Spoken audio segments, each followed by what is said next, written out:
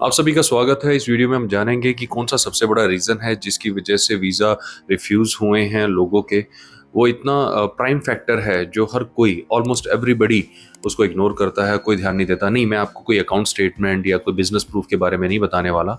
एक बहुत ही अलग सा रीज़न है जो ज़्यादातर लोगों को नहीं पता है, उसको मैं बताने वाला हूँ जो आप जानेंगे। और ये जो भी इंफॉर्मेशन मैं आपको देने वाला हूँ ये कम्प्लीटली फैक्ट के बेस पे है, जो ऑफिशियल डेटा है उसके बेस पे है। कोई भी हवा में या कोई ऐसी अफवाह नहीं है जिस पे आपको डाउट हो। आप इस इंफॉर्मेशन पे जो भी बताने वाले हैं हम लोग आपको, आप इस पे ट्रस्ट कर सकते हैं। और अगर आप ऑस्ट्रेलिया जाने वाले थे तो इस इंफॉर्मेशन को यूज़ करके अपने ऑस्ट्रेलिया के प्लान्स को अकॉर्डिंगली मॉडिफाई कर सकते हैं या फिर उनमें जो भी चेंजेस आपको ठीक लगता है ला सकते हैं। और अगर आपके सर्कल में, फैमिली में, फ्रेंड्स में कोई ऑस्ट्रेलिया जाना चाहता है तो ये इन्फॉर्मेशन उन तक भी आप पहुंचा सकते हैं, उनके लिए भी ज़रूरी रहेगी। और आप इस वीडियो को सेव भी कर सकते हैं ताकि फ्यूचर में जब भी आप ऑस्ट्रेलिया वीज़ा अप्लाई करें तो इस वीडियो को दोबारा से सुन सकें और अपने वीज़ा के चांसेस को इम्प्रूव कर सकें और जो हम रीज़न अभी डिस्कस करने वाले हैं जिसकी वजह से प्रॉब्लम आ सकती है उनसे बच सकें। ऑलराइट, जैसे कि हम इस चैनल के थ्रू बताते रहते हैं कि इस महीने इन देशों के वीज़ा मिल रहे हैं, आप इनमें लगाएं, इस महीने इनके आसान हो गए, आप इसमें लगाएं, या इस टाइम पे इन देशों के वीज़ा ना लगाएं, इसके थोड़ा सा डिफिकल्टी है। इस इन्फॉर्मेशन को हम इस चैनल के थ्रू बताते रहते हैं, एवरी मंथ बताते रहते हैं। हमने 2022 में भी ऐसी इन्फॉर्मेशन बताई थी जिसमें हमने बताया था ऑस्ट्रेलिया का सक्सेस रेट काफ़ी अच्छा है और अगर आप ऑस्ट्रेलिया प्लान कर रहे हैं तो लगा सकते हैं। बहुत लोगों ने लगाया, बहुत वीज़ा मिले। ये बात है 2022 की। और फिर वर्ल्ड कप भी आया, वर्ल्ड कप की वजह से भी बहुत वीज़ा मिले। But all of a sudden 2 साल के बाद अगर हम 2024 की बात करें तो वीज़ा सक्सेस रेट काफ़ी डाउन है। यानी सबसे पहले क्वेश्चन का आंसर, क्या वीज़ा सक्सेस रेट अच्छा है, क्या लगाना चाहिए, नहीं लगाना चाहिए? तो success rate is not very high which it use to be. तो अभी जो है सिर्फ अच्छी प्रोफाइल्स को ही वीज़ा मिल रहे हैं। अच्छी प्रोफाइल को तो देखिए मिलते रहेंगे, जिनकी स्ट्रॉन्ग प्रोफाइल है उनको कौन मना कर सकता है, राइट? बट हम यहाँ पे बात कर रहे हैं, अब हर एक के तो स्ट्रॉन्ग नहीं है, हर एक के अकाउंट में बहुत ज़्यादा पैसा नहीं है, बहुत प्रॉपर्टीज़ नहीं है, बहुत इनकम नहीं है। हम नॉर्मल लोग, हमारे जैसे नॉर्मल लोग, हम लोग क्या करें? जिनकी नॉर्मल सैलरी है, नॉर्मल प्रोफाइल है, उनके लिए क्या करना चाहिए? हम इसमें इंफॉर्मेशन हमारा सबसे बड़ा टूल होता है। इंफॉर्मेशन को हम लोग यूज़ करके रिफ्यूज़ल से बच सकते हैं। और क्यों ना हम तभी वीज़ा लगाएं जब हमें लगे यहाँ भी सक्सेस रेट हमारे फेवर में आ रहा है। तो ये रीज़न होता है इन इंफॉर्मेशन को आप तक पहुँचाने का। तो 2024 में जो सबसे बड़ा फैक्टर है जिसकी वजह से वीज़ा रिफ्यूज़ हो रहे हैं वो है इनकी वीज़ा पॉलिसी में चेंज। जी हाँ, ये सबसे बड़ा रीज़न है, हर कोई इग्नोर करता है। अगर आप कुछ ऑफिशियल सोर्सेज देखेंगे, मैं आपका ध्यान ले जाना चाहता हूँ ऑफिशियल सोर्सेज की तरफ। तो आपकी स्क्रीन पे अभी एक न्यूज़ आप देख रहे होंगे, आपको दिख रही होगी। इसमें ऑस्ट्रेलिया ने डिक्लेयर किया है कि वो अपना नेट माइग्रेशन रेट 2025 तक हाफ करना चाहते हैं। ये ऑफिशियल डेटा मैं आपको बता रहा हूँ। आई मीन ये बिजनेस न्यूज़ का मीडिया प्लेटफॉर्म है जो ऐसी इंफॉर्मेशन रिलीज करता रहता है। तो इनके अकॉर्डिंग ऑस्ट्रेलियन गवर्नमेंट ने 2025 तक नेट माइग्रेशन को हाफ करने का डिसीजन लिया है, which is a big decision. ये कोई छोटी बात नहीं है। इसका मतलब क्या है? स्टडी वीज़ा डिफिकल्ट होंगे, वर्क वीज़ा और भी डिफिकल्ट होंगे, टूरिस्ट वीज़ा और ज़्यादा डिफिकल्ट होंगे। ये 3 वीज़ा डिफिकल्ट होंगे। मगर जब नेट माइग्रेशन रेशियो हाफ करने की बात आती है तो इसका मतलब ये कि क्वालिटी इमिग्रेशन रेशियो को वो इम्प्रूव करेंगे। यानी जो डायरेक्ट पीआर एप्लीकेंट्स हैं उनका सक्सेस रेट इम्प्रूव होएगा। यानी अगर आप डायरेक्ट पीआर अप्लाई कर रहे हैं, जो उनके पॉइंट सिस्टम बेस्ड के प्रोसेसेस होते हैं कि हम इंडिया में बैठे बैठे पीआर ले लेते हैं, फिर उसके बाद जाएंगे, आपके टेस्ट होते हैं, एलिजिबिलिटी टेस्ट होते हैं, पॉइंट्स होते हैं, ठीक है, वो प्रोसेस भी होता है।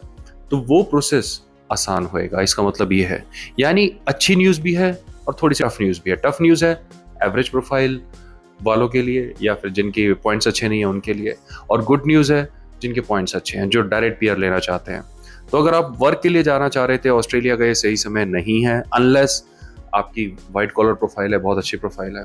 टूरिस्ट पे जाना चाह रहे थे, अगेन ये समय अच्छा नहीं है अनलेस आपकी स्ट्रॉन्ग प्रोफाइल है। और स्टडी के लिए भी ये अच्छा समय नहीं है। स्टडी वीज़ा के भी अप्रूवल पहले से कम है और स्टडी वीज़ा का ये रेशियो आगे भी कंटिन्यू रहेगा ऑस्ट्रेलिया के लिए। अब इसके पीछे रीज़न क्या है? देखिए, ये जो न्यूज़ निकलती है ये ठीक है, ऑस्ट्रेलियन गवर्नमेंट अनाउंस करती है, बट इमिग्रेशन स्टडी ये तो सभी को चाहिए, उनके बगैर तो उनकी यूनिवर्सिटी चलेंगी नहीं। सबको ही लग रहा होगा, मुझे और आपको यही लग रहा होगा, लेकिन ऐसा नहीं है। देखिए 2022 में मैं आपको जब पीछे ले गया था अभी बात करते करते, उस वक्त सक्सेस रेट हाई था क्योंकि इंडियंस का डिफॉल्ट रेशियो बड़ा लिमिटेड था। यानी Indians were not very big defaulters in their visa policies.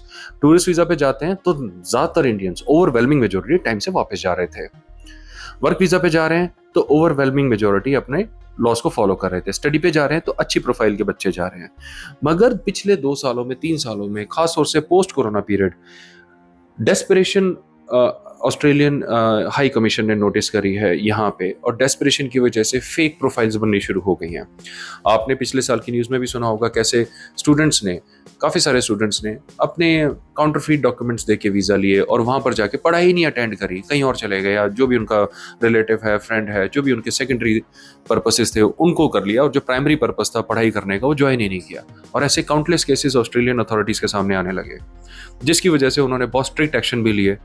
काफ़ी सारे यूनिवर्सिटीज़ को इंडिया के अंदर ब्लैकलिस्ट भी किया गया। उन्होंने इंडियन अथॉरिटीज़ को भी रिक्वेस्ट करी कि प्लीज़ आप ऐसे लोगों के खिलाफ एक्शन ले जो इस तरीके से प्रैक्टिस में इन्वॉल्व हैं। और यहाँ पे काफ़ी हल्ला भी मचा था। काफ़ी सारे एरियाज़ को तो टेम्परेरीली ब्लैकलिस्ट कर दिया था, जिसमें गुजरात, हरियाणा, पंजाब, चंडीगढ़, इन जैसे रीजन्स भी थे कि भाई यहाँ पे कुछ ऐसी यूनिवर्सिटीज़ हैं जो ऐसे प्रैक्टिसेस में इन्वॉल्व हो रही हैं। वो टेम्परेरी था, वो हट चुका है, बट अभी भी सक्सेस रेशियो डाउन ही है। तो क्या उसकी वजह से ये हुआ है? नहीं, सिर्फ इंडिया डिफॉल्ट नहीं कर रहा है, काफ़ी सारी कंट्रीज डिफॉल्ट कर रही हैं। जितने भी माइग्रेंट्स और जैसे गल्फ एरिया से आने वाले, खासतौर से नॉर्थ अफ्रीका से आने वाले, या एशिया के दूसरे पार्ट से आने वाले, साउथ एशिया से आने वाले, जितने भी इमिग्रेंट्स थे अफ्रीका से आने वाले, ये डिफॉल्ट करे जा रहे हैं, बार बार डिफॉल्ट करे जा रहे हैं। ऑस्ट्रेलियन अथॉरिटीज़ जो है वो जहाँ पर वो क्वालिटी इमिग्रेशन को इन्वाइट करना चाह रही हैं, वो क्वालिटी इमिग्रेशन बैक एंड में चला गया और आगे आ गया ये अनवांटेड इमिग्रेशन। जी हाँ, ये अनवांटेड इमिग्रेशन ही तो हुआ। तो ऑस्ट्रेलियन अथॉरिटीज़ ने अपने सारे सिस्टम को ओवरऑल करना शुरू कर दिया और इस प्रोसेस में इन्होंने काफ़ी सख्ती बरती है।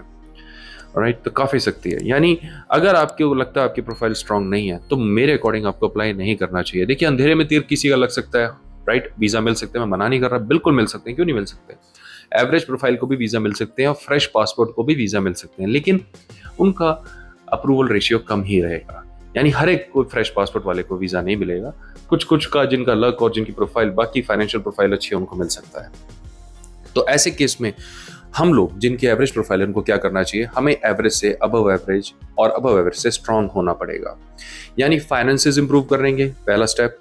दूसरा स्टेप, हमें थोड़ा सा ट्रैवल को अच्छा करना पड़ेगा, कुछ ऐसी कंट्रीज में ट्रैवल करना पड़ेगा जिसमें वीज़ा लेना इतना आसान नहीं होता, थोड़ा सा इस चीज़ का ध्यान रखना पड़ेगा। तीसरा स्टेप, हमें अपनी थोड़ी सी सैलरीज इंप्रूव करनी पड़ेंगी, थोड़ी सी इनकम और अच्छी करनी पड़ेगी, राइट। सिर्फ यही है, दैट्स ऑल, और कुछ नहीं है। और सबसे इंपॉर्टेंट कि हमें अगर वहाँ वीज़ा मिलता है टूरिज्म के लिए तो हम उसे डिफ़ॉल्ट ना करें, एक्सपायरी से पहले वापस आ जाएं। अगर हम ये सारी चीज़ें करते हैं, आप देखिए फिर इंडिया के ऊपर जो थोड़ी सी सख्ताई ऑस्ट्रेलियन हाई कमीशन या ऑस्ट्रेलियन अथॉरिटीज़ ने वीज़ा के लिए की हुई है वो धीरे धीरे स्लो डाउन हो जाएगी।